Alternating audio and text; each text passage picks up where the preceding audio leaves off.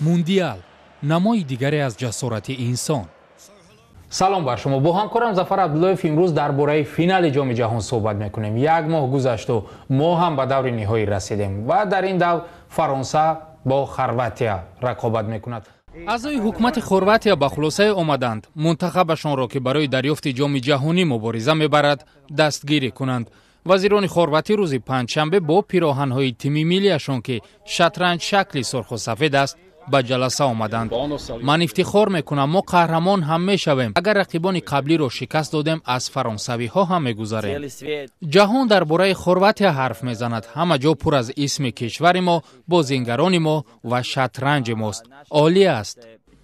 در جام جهانی سال 1998 خروات ها مدال برنجی را صاحب شدند. تا حال این نشان داد در تاریخ فوتبال کشور به سابقه بود. دسته میتواند جام را به دست آورد. روز یک شنبه معلوم خواهد شد. همگان فرانسه را در دور نهایی جام جهانی انتظار بودند ولی کسی گفتن نمیتوانست که خرواتیا میتواند تا فینال برآید. در دور نهایی شما کدام دسته را مخلصی میکنید؟ Хорватия. برای چی؟ Потому что я считаю, что у них больше шансов. با آنها امکانیت خوب دارند که این دسته حالا کاملا برای بازی با رقیبش آماده است.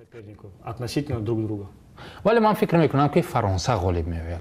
چون میدونم که فرانسه بسیار بازیگران بلند اختصاص دارد. در خط حملهش بازیگران بازی میکنند که خیلی دوی تیز دارند. به همین خاطر من فکر میکنم که فرانسه غلبه میکند. تا دقیقه 90 بازی به انجام میرسد و فرانسه غالب میآید. و من این دسته رو مخلصی میکنم. Я думаю, во-первых, не будет столько голов. Будет либо 0-0. من فکر میکنم گل ها زیاد نمی شود. حساب یا 0-0 می شود و یا 1-1.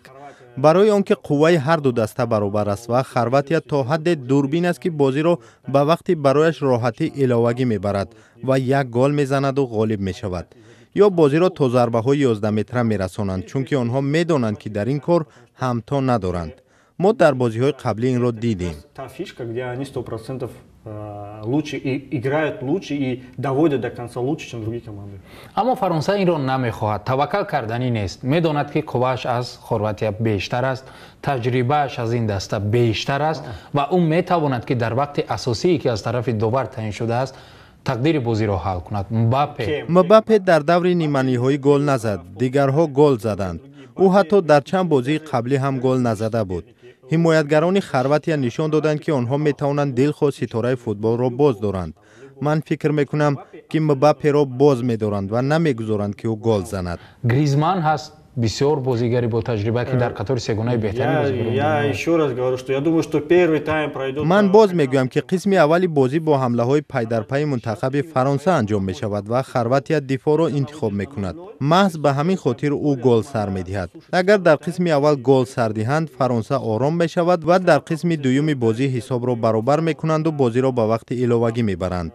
من دیدم که قوه بازیگران فرانسه در وقت اضافی از قوه فوتبال بازان خرواتیا به مراتب کم می شوند. Франция, я уже видел команду, как играет, они будут намного слабее, чем у Хорватии. ببینید اگر در خط حمله بگیریم منتخب فرانسه از یک طرف گریزمان از یک طرف مباپه در میان الیوی ژرو بازی میکند. یعنی دو نفری که واقعا تکنیکای خوب دارند، دو خوب دارند، ضربه خوب دارند و یک نفری که به قول در آشیانه دوم خوب است و با سرش میتواند ضربه زند و گل بزند.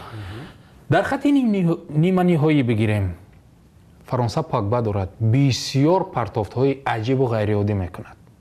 پرتافت‌هایی که کسی انتظار نیست، حتی دسته رقیب و حمایتگران خرواتیا.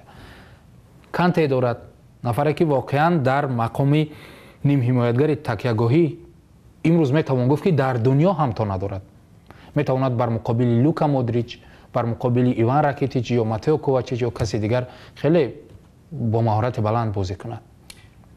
Футбол такая игра, что в такие моменты. فوتبال بازی است که دلخواه دسته میتواند بعد پرتاف با سرش گل بزند. حتی دسته‌هایی که حمله‌گران قامت بلند ندارند. دوم اینکه من نگفتم خرواتیا گل سر نمیدهد. حملهگری فرانسه گل را با ضربه سر واردی دروازه خرواتیا میکند. میخواهم قید کنم که خرواتیا در دور قبلی با کی بازی کرد؟ انگلیا. ساختاری بازی انگلیا هم مثل فرانسه است. انگلیا عیناً دسته مثل فرانسه است. این برتری هایی که حالا تو گفتی انگلیا هم چنین برتری ها داشت و زمام بازی هم در دست آنها بود. ویژگی خرواتیا در آن است که اون نشان داد با دل خواه فشار حریف پرقوت تاب می‌آورد.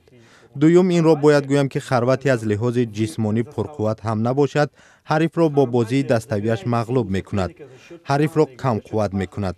خرواتیا نسخه منتخب آلمان است که همگان میخواهند ببینند. بسیاری ها فکر میکنند که فرانسه در فینال با آلمان بازی میکند. این بسیار حریف خطرناک است.